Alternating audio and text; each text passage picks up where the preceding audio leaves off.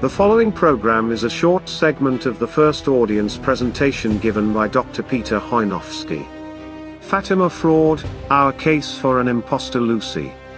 Part 1. Look for Part 2, coming soon. First of all, you're going to have to submit to a little experiment. So, you're just going to look at some pictures because we consulted so many, dozens and dozens of scientific experts, investigative experts, and many say that the human eye is a better judge of things than the most advanced computers. And I think you'll see why that is true, even though we're going to bring forward the math to show you that this fraud has been perpetrated on us. But we're just going to have a little experiment, okay? I want you to really look at the faces being presented. Look at the mouth. Look at the chin. Look at the eyebrows. Look at the phylum. You know what the phylum is? It's the little part between the nose and the lips. Everything matters in this regard. So look at all the aspects of the faces that I present to you, and then I want you to react. When there's something wrong, I want you to raise your hand, okay?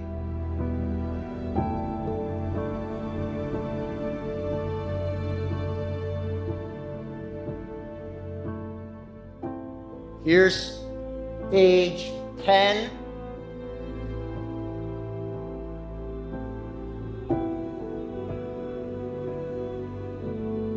The famous picture of the three children of Fatima.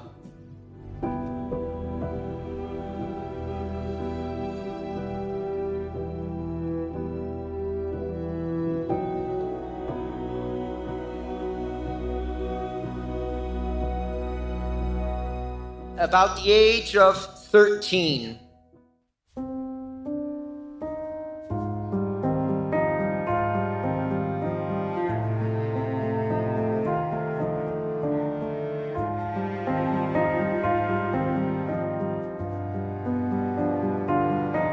As you can see, a very strong figure, a very strong face, a face that has already known adversity.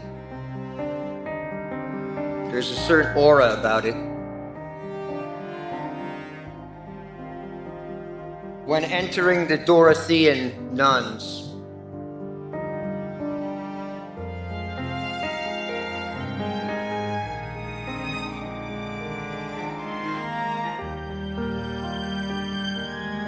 this is moving, isn't it? Member of the Dorothean order.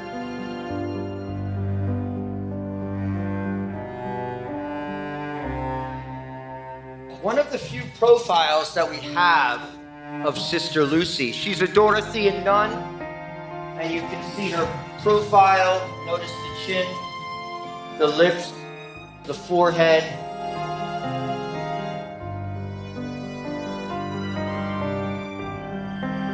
Sister Lucy, again, a very famous picture as a Dorothean.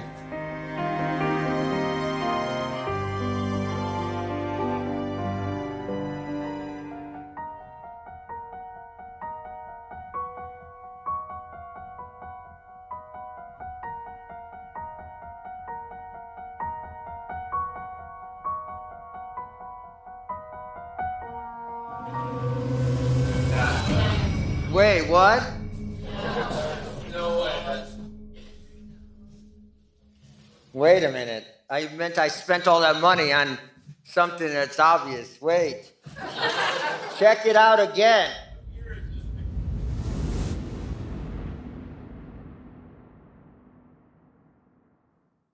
This one's 1967. We have no pictures of her from the early 50s until... This is 1967, May 13th, when she met with Paul VI at Fatima. Okay? Now go back. Now I'm going to give you the dates. This is 1947. Dorothean. This is 1967, Carmelite. Just my own interest. Are we dealing with the same person? Who says yes? Who says no? No.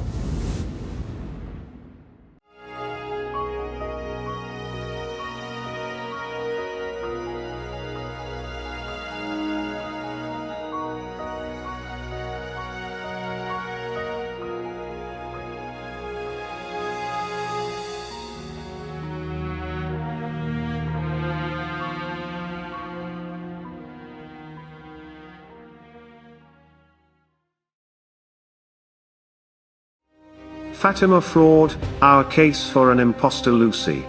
Part 2.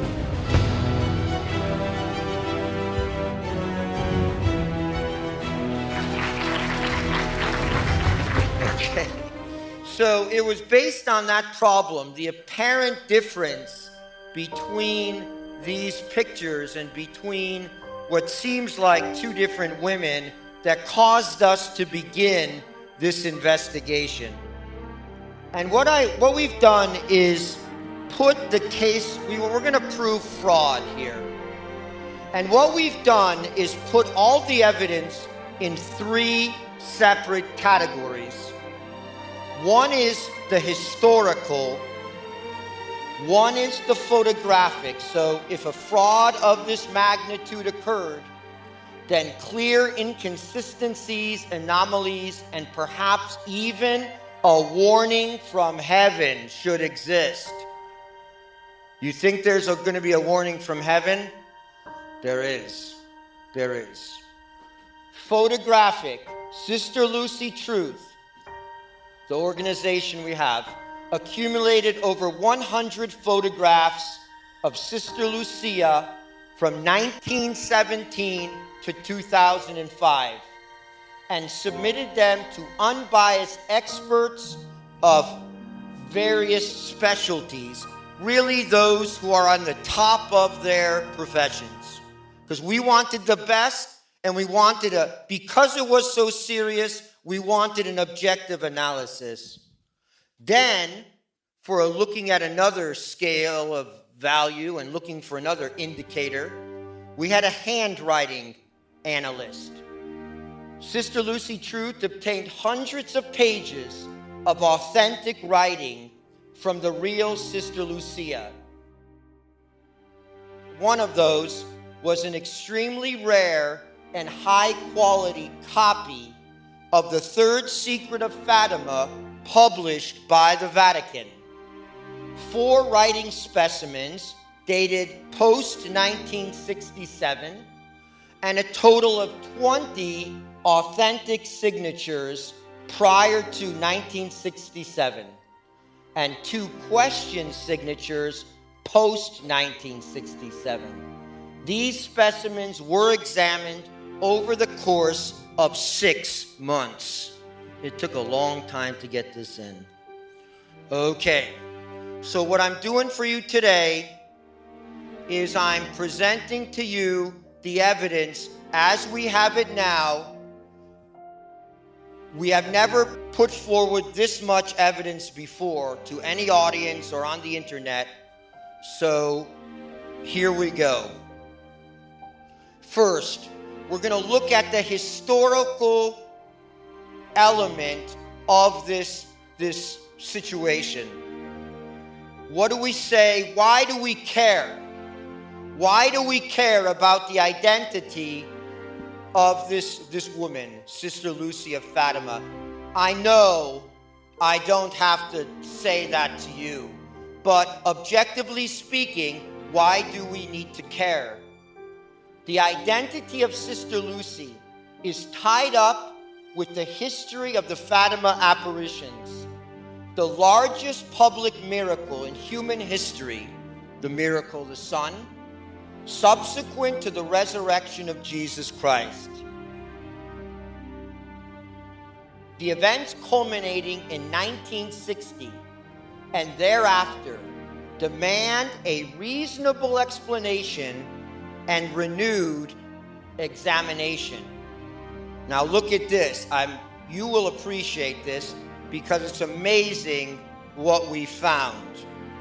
It seems to be the case that the transition from the real Sister Lucia to the new Sister Lucia, quote unquote.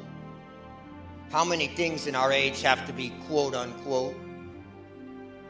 Exactly parallels the transition from the traditional Catholic faith to the new faith of post-Vatican II.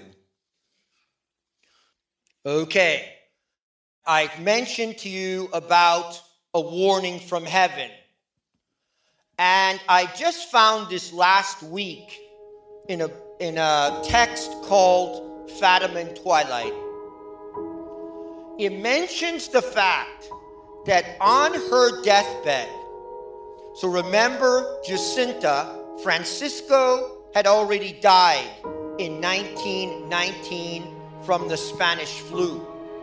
Now Jacinta is going to come down with it. And she is going to die the next year, 1920. Before she dies, she has a message. Our Lady appears to her when she is on her deathbed. And she conveys to Jacinta a message. Jacinta's going to convey that message to Lucia. The message was a warning of the grave dangers that threatened Lucy, both at that time and in the future.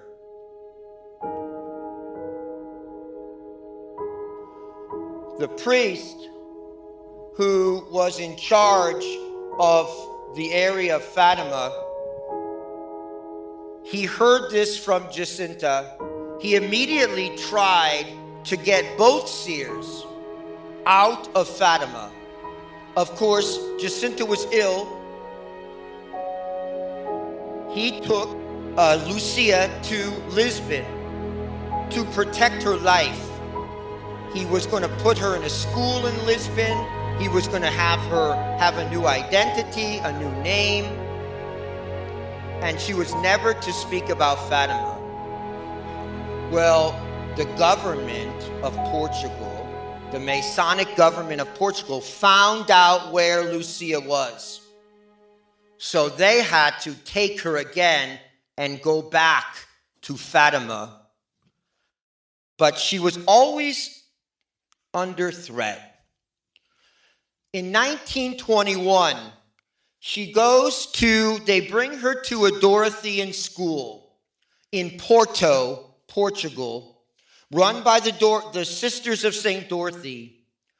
And she was instructed, she was given a new name, Maria das Dores, Mary of Sorrows, and they forbade her at the school from ever talking about Fatima. In fact, later, she's going to join herself the Dorothean sisters.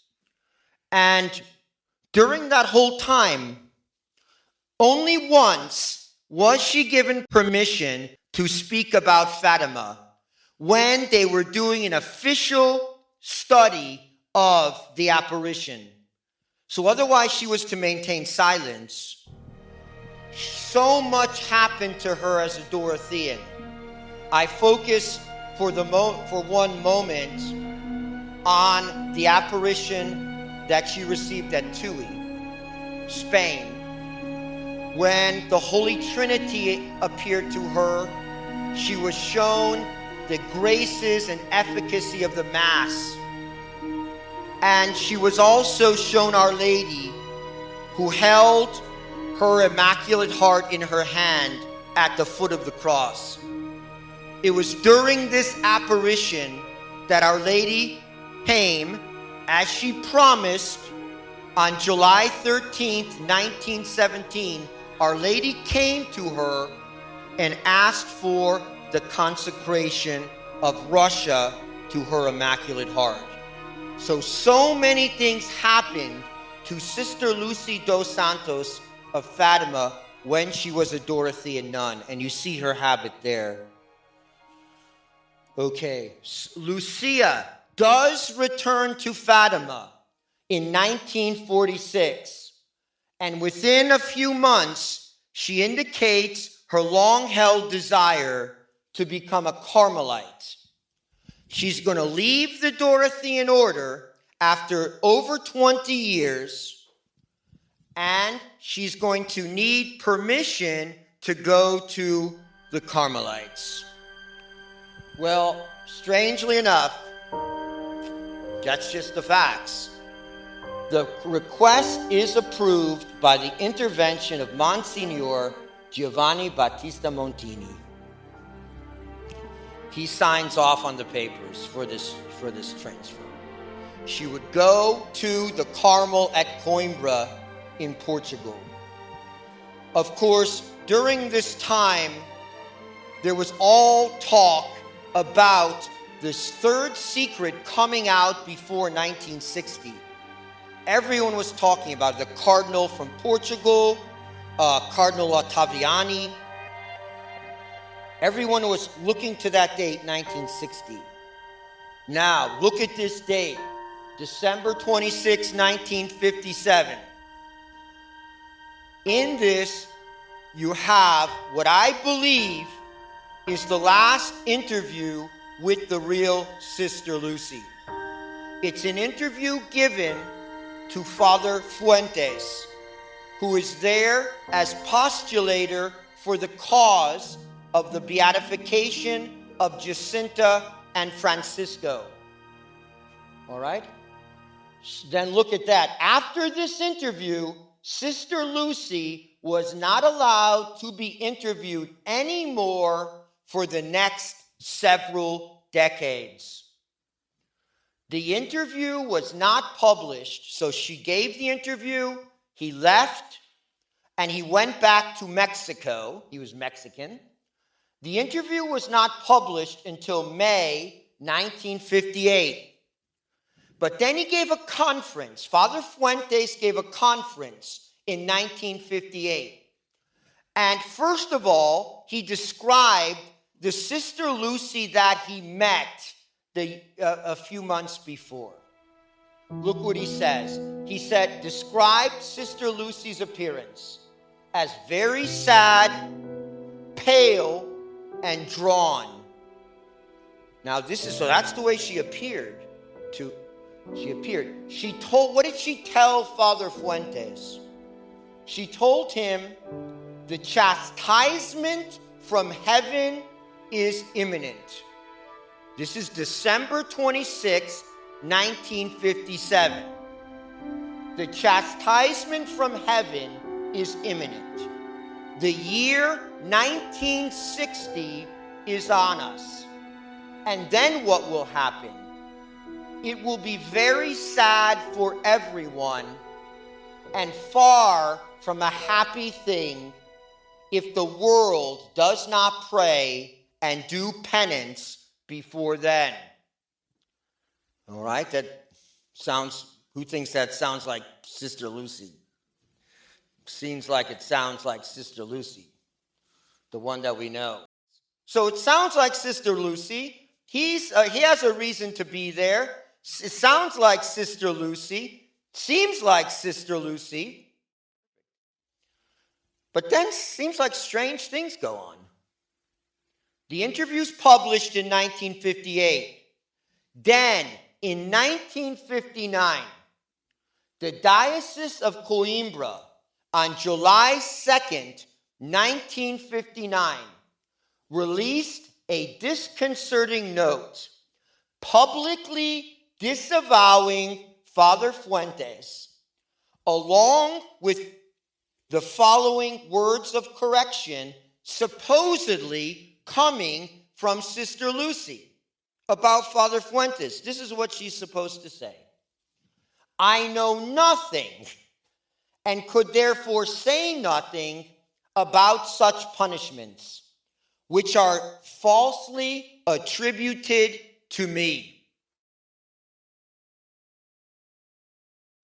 This note, issued by the diocese ends with the following line. The note closes with these words: Sister Lucy has nothing more to say on Fatima.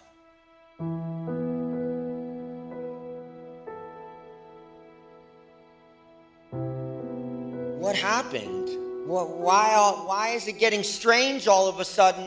It's 1959. Why is it all getting so strange? Here are the events that happened 1958 to 1959 and then into the 60s. I'm just going to run through them because I think they matter. This is a transitional year.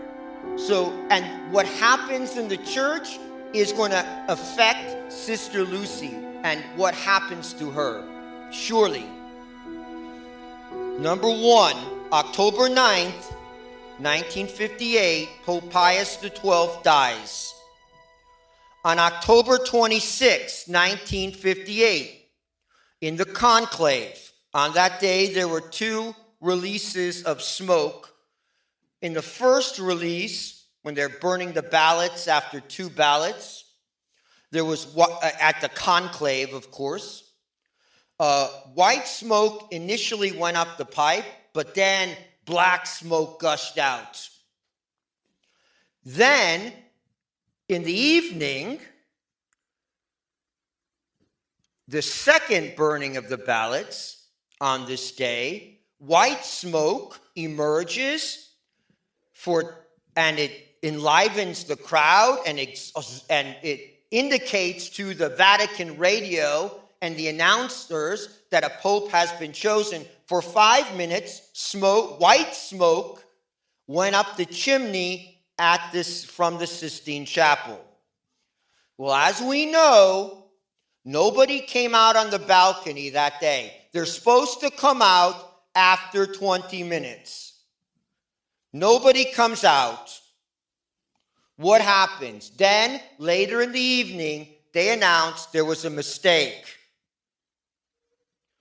October 27th, 1958, a penumbral lunar eclipse appeared over Rome from 5:13 p.m. to 6:36. If you think back to Our Lady of La Salette, the church will be in eclipse. Maybe it's just odd. Then, on October 28, 1958, Angelo Roncalli appears on the balcony as John the 23rd. This concerns us, this critical move, and we're going to follow up on it because we want to know what happened in that conclave of 1958. We want to know. And who would know? Who would be spying on that conclave? The U.S. government. No, it's true. It's true. So we want to get the declassified documents concerning that conclave. What happened? Because clearly it was the turning point for Sister Lucy, as we will see.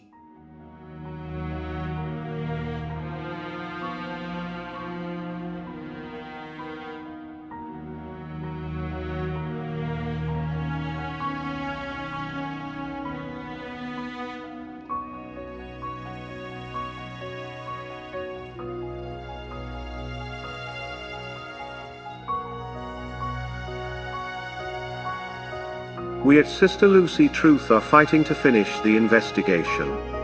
If you are able, and want to see justice for Sister Lucia, please consider sending any size donation to keep us going.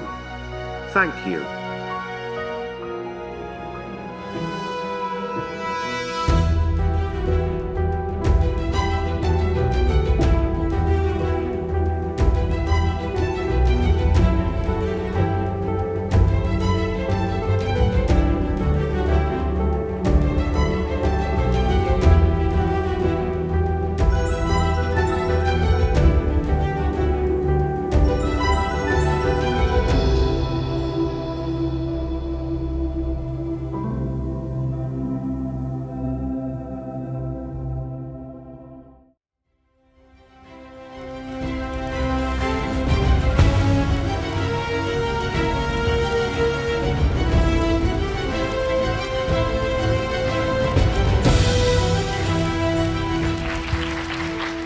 want to get the declassified documents concerning that conclave. What happened? Because clearly it was the turning point for Sister Lucy, as we will see. Look at that date. Doesn't it give you chills? October 11th, 1958. We got 2 declassified documents from the State Department already. And they tell us, look at it's dated October 11th, 2 p.m., 1958. It's from the American ambassador to Italy to the Secretary of State, John Foster Dulles. And it says, so this is a confidential, extremely secret communication. It says this. This is before October 11th, so this is right after Pius XII dies. During conversation with embassy officer, Vatican source expressed personal view. Next pope will be elected outside conclave by agreement between cardinals. So a little interesting. Then gets really interesting. Zellerbach is the American ambassador to Italy at the time, a Jewish man. He says this, just fill in cardinal at the beginning. Cardinal Seer, Ruffini, Ottaviani would be misfortune for church, since these 3 cardinals have an unrealistic approach to great problems facing the world today.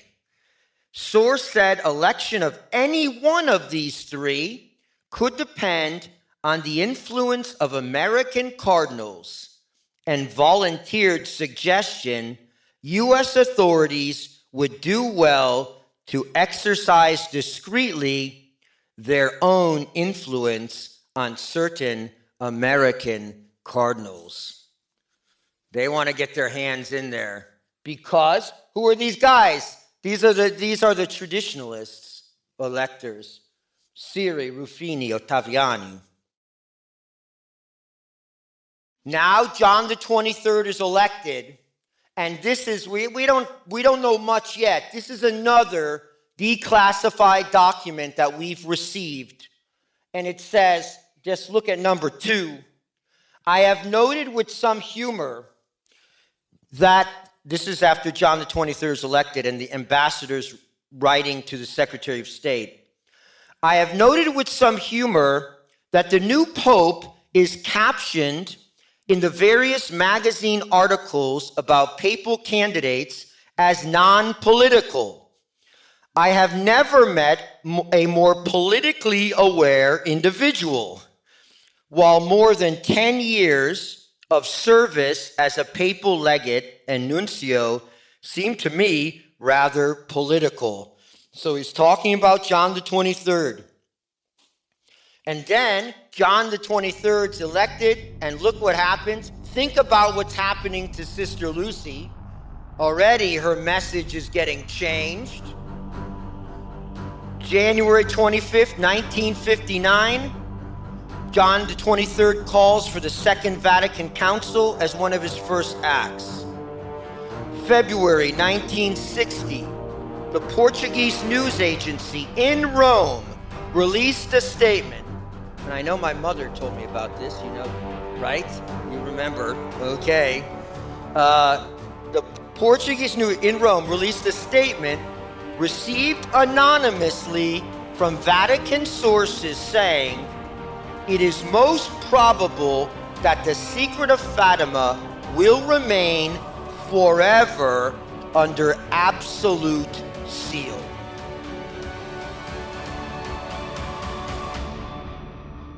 Remember, the secret was supposed to be revealed by 1960. And you ask yourself this, would Sister Lucy, if she had this mandate from Our Lady, would she allow this?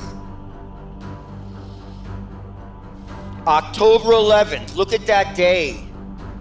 October 11th, 1962, 57 years ago to the day. Today, John the 23rd opens the Second Vatican Council and makes his infinite remarks denouncing the prophets of doom. Who are the prophets of doom? Our Lady of Fatima, Sister Lucia. Look at another date, connecting Vatican II to Fatima and the miracle of the sun. October 13th, 1962, marked the first initial working session of the council, wherein members of the top 10 conciliar commissions were elected. So Vatican II actually begins on October 13th, 1962. Okay, let's summarize what we've come to historically speaking. Sister Lucy, not publicly seen again. Okay, so that was 1957. She gave that interview. Sister Lucy was not publicly seen again until May 13th, 1967, on the 50th anniversary of Fatima with Paul VI. Strikingly, in her 1967 appearance before the world, Sister Lucy, look at quotes, now we're going to put in the little quotes.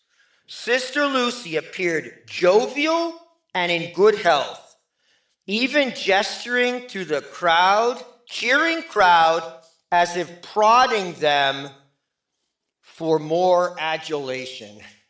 You wait and see the picture. So that happens 1967. Look what happens 1968. All these years, one after another. Paul VI changed the rite of consecration and ordination, promulgates the new Mass. Now look at this. We have this letter. We've analyzed this letter. December 27th, 1969.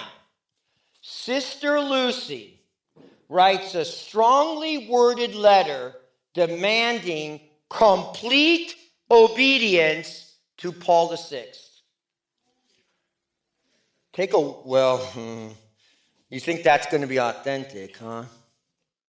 This is her raising the roof motion of, cheerleading, getting the crowd all riled up for Paul VI. Give me a break. I can't go back to the other one. Can you imagine? Then, the strange interview in 1992 and 1993. Just one thing about this interview, both interviews were on October 11th. October 11th, 1992, and October 11th, 1993. It was with Carlos Evaristo, and it's videotaped. You can see it on the internet. You can see it on YouTube. What do you think she's going to say? Punishment is imminent. Do penance. Russia should be converted. Wrong. This is what she said in that interview. You can see her words saying it on tape. It was taped. The third secret, this is her.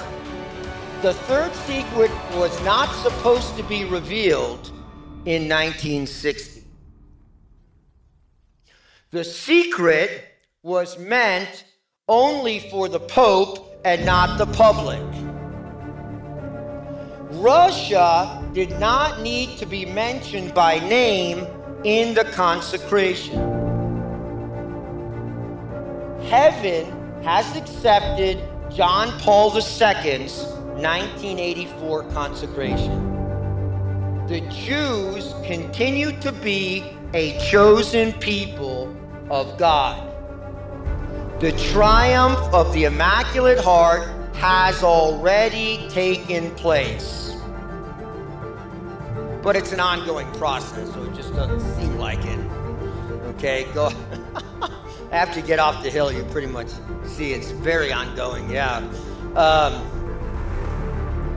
But It's on YouTube. You have to see it. She's at this mass for the beatification of Jacinta and Francisca.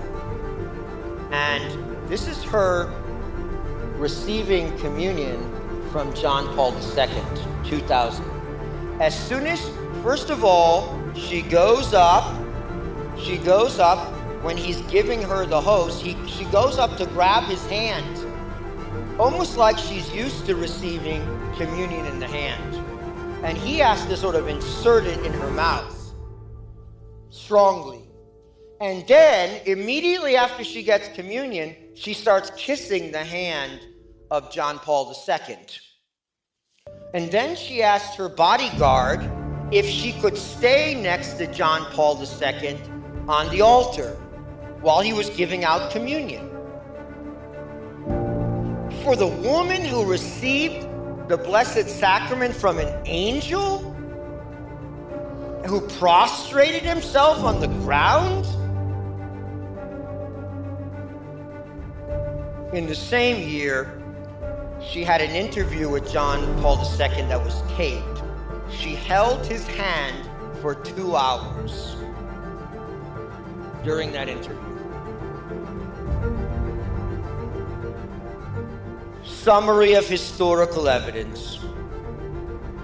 Warning from Our Lady that Lucia's life was in danger and would be in the future. A cascade of events bringing the late 1950s and the early 60s into sharp focus. Multiple sources announcing the third secret to be released in 1960. Powerful 1957 interview with Father Fuentes, and which was denied thereafter by the Diocese of Coimbra.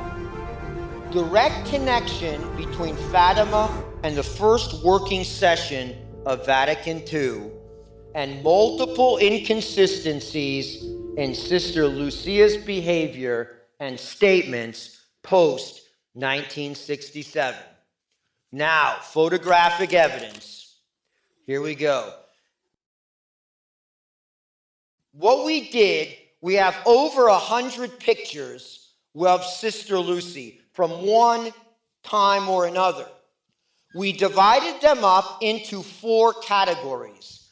The A category, which is Sister Lucy as a child. The B category, which is Sister Lucy in the 1920s, 1940s, early 50s. Excuse me, that's the B category. The C category is Sister Lucy on that one day, May 13th, in 1967, when she was in Fatima. So that's subject C. Then subject D is post-1981, when John Paul II went to see her. All right, those pictures after 1981. Who did we consult? We consulted 2 board-certified plastic surgeons. We consulted periodontists.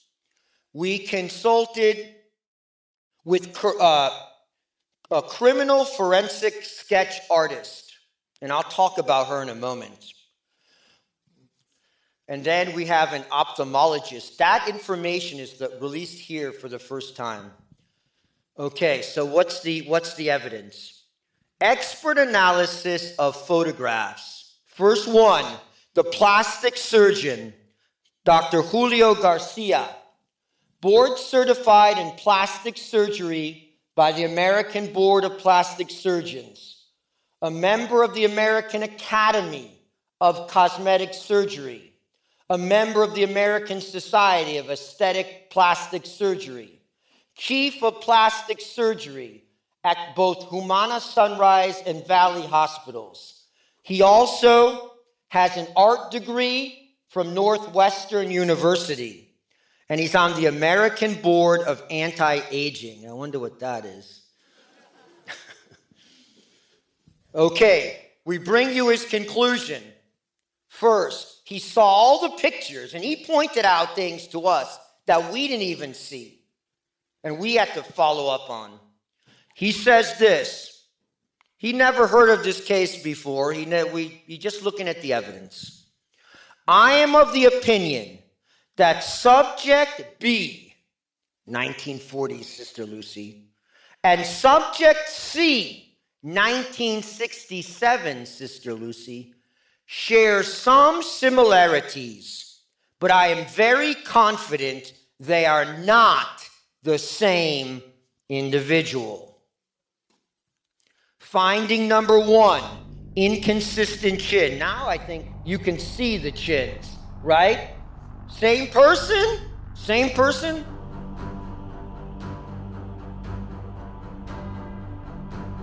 Come over here. Sit over here. You gotta see these chins. Every single specialist goes, the chin, the chin, the chin, the chin. And nobody thinks for some reason that Sister Lucy had a chin implant. Nobody. All right? It seems a little odd. Yeah. Finding inconsistent chins, visibly different chins, unexplainable except the individuals are different, or a chin implant. Subject C and D, that's 1967 and after, okay? Subject C and D have far more prominent protrusive chins when compared to the profile view of subject B on top, the real Sister Lucy. The difference cannot be explained by the aging process, nor can dental work account for the observed discrepancy. As we age, we lose fat and bone, making the appearance of the chin less prominent over time. The chin and jaw will not be altered in the manner apparent in the image and video with usual dental work. It would have to be a broken jawbones or broken facial bones.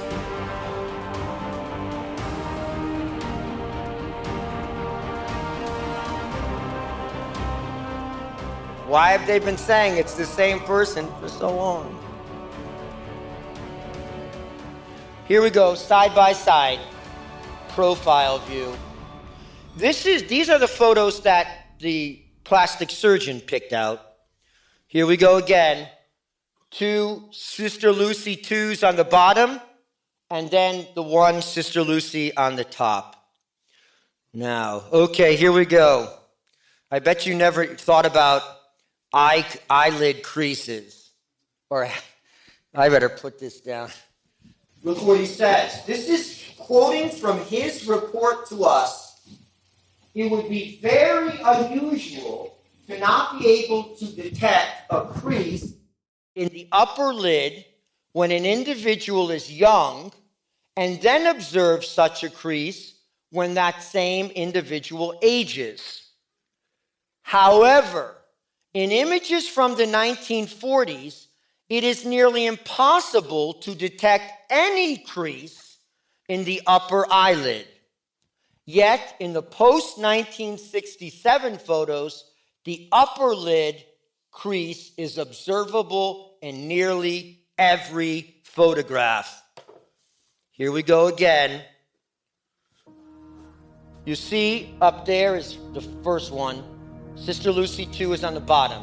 This is 1967 over there, and this is 1999 over here.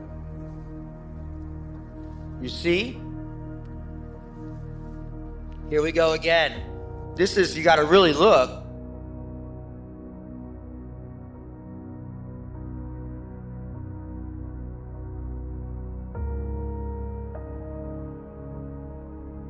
Oral Surgeon Report, by Dr. Joseph Mascaro, DMD.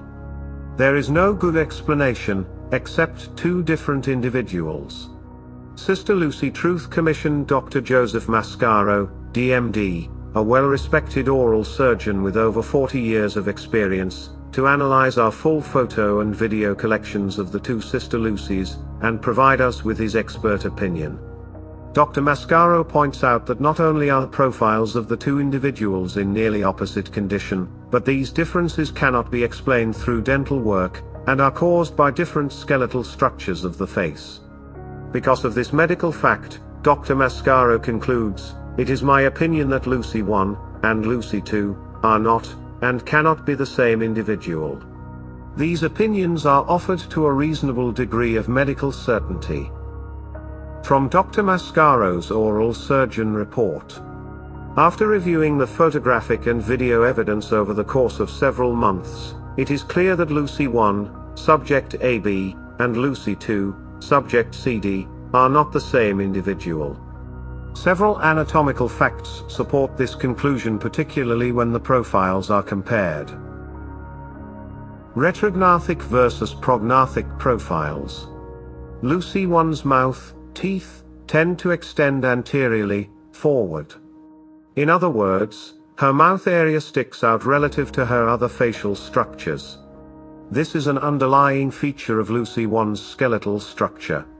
This skeletal structure would not significantly change if all of her teeth were extracted and dentures worn.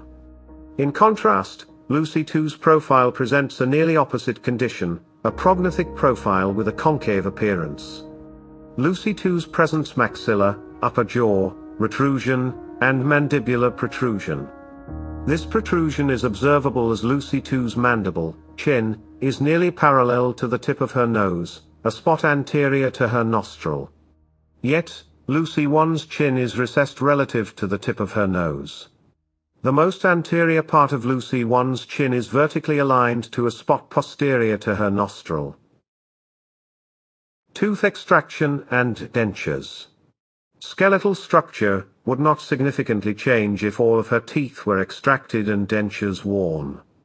Dentures, which seem to be at least reasonably well fit, further support the conclusion that these images depict two different people. The presence of dentures would work to maintain the vertical dimension and prevent over-rotation of the mandible. With the vertical height maintained, there is no good explanation regarding Lucy 2's significant chin protrusion forward when compared to Lucy 1. In addition, Lucy 2's facial height does not appear radically different than Lucy 1, which, again, supports the opinion that removal of all the teeth is unable to account for the marked change in profiles, particularly the mandibular protrusion. A skeletal, not dental, difference. A severely prognathic chin is skeletal, not dental in origin. Conclusion? During the course of my career, I have performed hundreds of jaw osteotomies, precisely planned fractures of the jaw to reposition the bones, and extracted thousands of teeth. I am familiar with expected changes to an individual's face as a result of tooth extraction and placement of dentures. It is my opinion that Lucy 1 and Lucy 2 are not, and cannot be the same individual. These opinions are offered to a reasonable degree of medical certainty. Okay, plastic surgeon's report. Finding number 3. Different eyebrow distances. Some of you noticed this already. The distance between the eyebrow and eye should shorten with age, not lengthen. So this is the 1940s Sister Lucy over there, and this is the 1967 Sister Lucy, 20 years later. In Sister Lucy 2, the distance is longer. Mathematical measuring of the faces establishes ratios that show Sister Lucy 1 has a substantially shorter distance between the bottom of the brow to the upper eyelash, when compared to Lucy 2. Okay, and the mathematical measurements that we're giving you has never before been published by us, so you hear it for the first time. So you see, it gets bigger when it's supposed to get smaller. How can this be? Okay, these are the different ratios. And when it goes beyond the realm of normal standard deviation, it goes yellow and red. So here's the original Sister Lucy, and there's the statistics, the numberings for the new Sister Lucy, and you see the standard deviations way above the mean or below.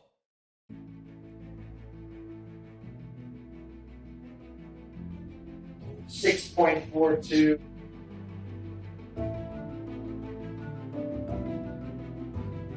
6.04, 4.5, 9.98, 5.84, 5.166, 4.5, 7.8, 5.8. This is mathematics. It's not feeling, it's not theology, it's mathematics, which has implications for everything. Okay, he continues. The width of the nose of subject C and D appears wide relative to the mouth when compared to the nose and mouth of subject B. Okay, you see the wide nose of Sister Lucy 2. Mathematical measuring of the faces establishes ratios that show Sister Lucy 1 has a more narrow nose than Sister Lucy 2. When calculating the ratio of the width of the nose relative to the mouth and the interpupillary distance, width of nose is unaffected by aging or maturity. So the width of the nose doesn't change with aging or maturity. So therefore, why the mathematical differences? And here's the statistics. You can see all the red and the orange and the beyond the standard deviation. Okay, photographic anomalies. So you'll love this one. This is what Dr. Garcia pointed out to us. And we started looking into it and doing research. An unexpected insight during Dr. Garcia's analysis concerned a photograph. I'll show you it in a moment. At least one of the images appears to have been tampered with or otherwise altered. Specifically, subject C, exhibit 6, presents an image of subject C, that's the 1967 Lucy, that is incompatible with the lighting present in the remainder of the image. This is what he said. This is the most famous picture from the 1967 meeting between Sister Lucy and Paul VI. This picture. And it was published on June 13th, 1967, 1 month after the event. Look in. Okay. This is perhaps one of the most widely published. Okay, good. That's the newspaper that it appeared in. That's the picture. Okay. That was the newspaper, the Voz de Fatima. That was the newspaper produced by the shrine at Fatima. Whoa, what happened to Sister Lucy?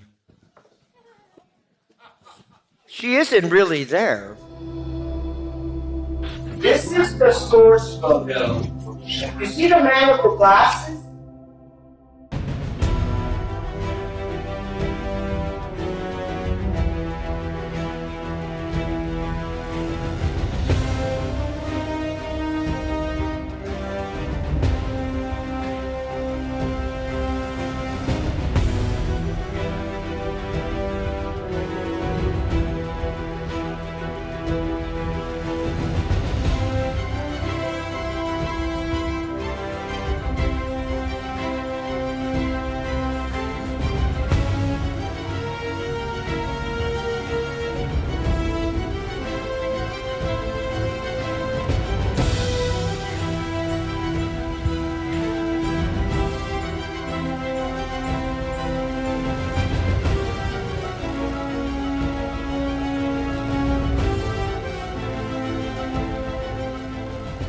the photographic anomalies multiplied as the examination continued. That's an understatement.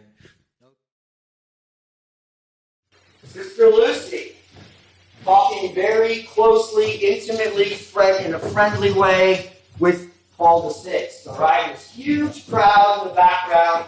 Notice this flag here, and notice the various characters. So they're talking, laughing. Guess what? Nope. Where'd you go? That's the source photo. That's the real photo. And then this photo was put out. Oh, what? See the flags? The same position. Listen, the man with his back turned, same position. And look at, he's in exactly the same position. She wasn't there. You know how long she spent with him? 3 minutes. On that day in 1967. 3 minutes. We got another one. Whoa. Perfectly normal, right? Look at the figures. What do you think about Sister Lucy? Remember that face? Remember that picture before? It's the same one. It's the same one that was on that book. It was the same one in the yearbook. Same one near the camera. You think that looks real? Well. Oh boy. Okay. Well, there's she in front of the camera again, and they manipulate the background a little bit, you see, but she has exactly the same expression on. We still aren't sure regarding how these were made because there was no Photoshop in those days. And my friend is looking into this because clearly the face of Sister Lucy was tampered with. Okay, the eye positions are strange. They turned the image this way and that to try to make it look plausible. I'm just gonna. Then there's the floating eyebrow. Okay, here we go again. Can you see the floating eyebrow here? Yeah.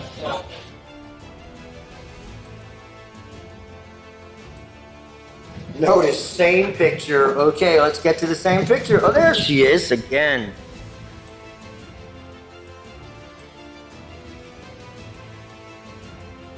Okay, here we go. There's strange things with the eyes going on. You see there's this bit of flesh right. Okay, the forensic artist report. Lois Gibson. She's in the Guinness Book of World Records for identifying the most criminals through her sketches. She recreates faces even from skulls. All right, she is the top forensic artist in the world. And this is what she said when she did her report. She said, every one of these forensic reports is a complete confirmation of the thesis. I could have done many more. Any one of the three is conclusive. So I sense this is totally convincing. Okay, Gibson says that the two Sister Lucys have completely different facial structures, and therefore it is impossible these are the same woman. And she goes through the comparisons. And I think there's, okay, here, based on her pictures from childhood, Sister Lucy's, and from the 1940s, that's how she was supposed to look, according to this biometrics and all this. 60 makes sense. That's how she actually looked. This is how she's supposed to look at 80. This is how she looks at 84.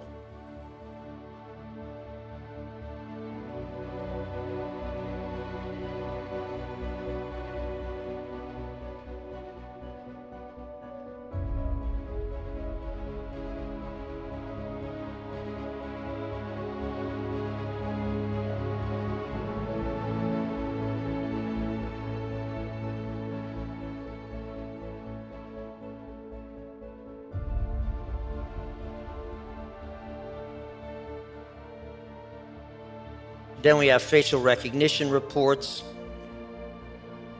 The conclusion of it all. This is from Michigan State University, the only university that has a forensic facial recognition lab. Subjects A and B are one individual. That's the child and the 1940s Sister Lucy. C and D are very likely also the same individual. B, the real Sister Lucy, is different from subject D, the elderly Sister Lucy. Okay. And this is, he identified another facial recognition report. He identified, this one identified the Boston Marathon bombers. And he says, facial analysis strongly suggests that subject B, the real Sister Lucy, and subject C are photographs from two different individuals. Different nose lengths, different philtrum length, different eyebrow shapes, different mouth shapes. And here are all the statistics. This is his facial recognizer. Some people forget faces as soon as they see them. Some people have an extraordinary ability to remember and identify and analyze faces. Well, this woman is ranked the #1 super recognizer in Australia. She's part of a whole cutting-edge research at the University of New South Wales. And she was ranked #1 in facial recognition. She's a super recognizer. Okay? And what did she say? And she sorted the pictures herself out. She concluded that the first two were the same person, child in 1940s, and the latter two displayed a different person.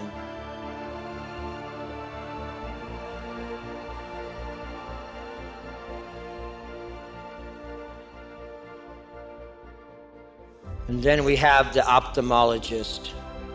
Just one more thing here. So we wanted an ophthalmologist to analyze our material. So he said, oh, okay, I have an international conference of 20 of the best ophthalmologists in the entire world coming here to New York. So I'm going to present it to them. So he presented the Sister Lucy problem to these world-class ophthalmologists. You know what strabismus is? Lazy eye, right? Lazy eye. It doesn't fix itself. Well, it ends up where the majority, the supermajority of strabismus experts said the pre-1967 Sister Lucy does have strabismus, lazy eye syndrome. You see, her right eye is deviated, her right eye. And then the other one, according to the supermajority of strabismus experts, the post-Sister Lucia does not have strabismus. And it doesn't get better with age.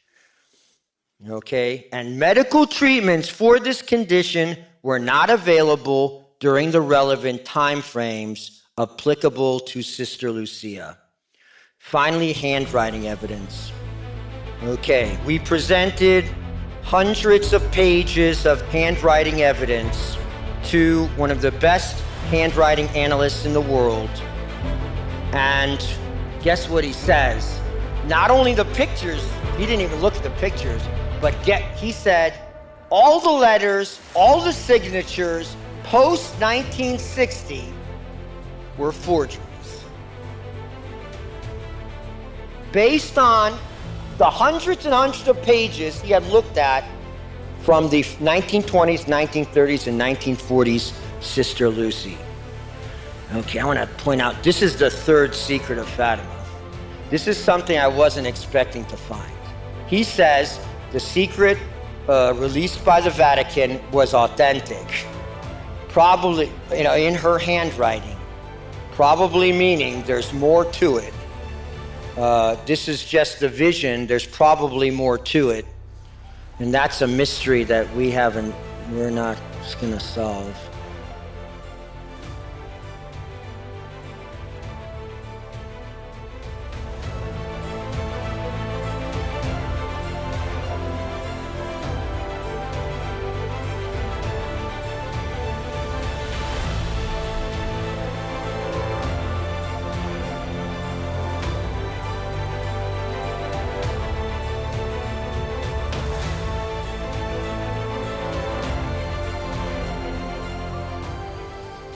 Here's the line. Here H's, what do? They consistently go below the line. They consistently, over and over again, go below the line, the H's. Look at here. Look at the new Sister Lucy's writings. Is that below the line? That's above the line. Is that below the line? That's on the line. Above the line. Above the line. Below.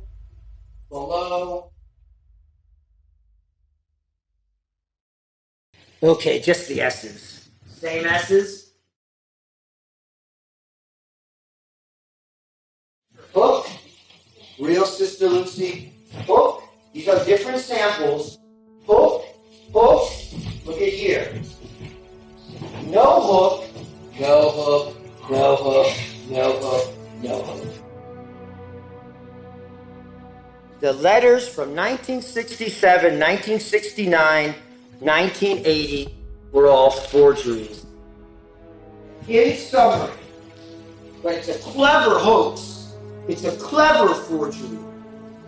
In summary, there are some similar strokes to the known writings of Irma Lucia that would be expected if the intent of the writer was to model or copy the writer's style of handwriting. Like all forged documents, the small micro movements and the connections of the pen often reveal details and errors that are not part of the natural writer's execution. In this case, the differences are significant and point to a different writer than the known writer Irma Lucia. There's her signatures. Same. That's the early one, 1940s. That's 1967, 1969. You see the differences? The loops and all that. Okay, we'll conclude this. The post-1960 writings are definitely by a different hand. These are his conclusions. A significant, noticeable discrepancy arises in 1967 and every sample thereafter. Notice the 1969 letter, forgery, demands obedience to Paul VI. Timeline of discrepancy in handwriting matches perfectly with discrepancies in the historical and photographic evidence. What is the best explanation? Another person was posing as Sister Lucy. Sherlock. When you have eliminated all which is impossible, then whatever remains, however improbable, must be the truth. Okay, so this is what you can do. We're not finished. We're going after documents. We're going after some more reports. And we're going to go after the DNA. I'm not supposed to say that, but don't tell anyone. It's not going to be easy.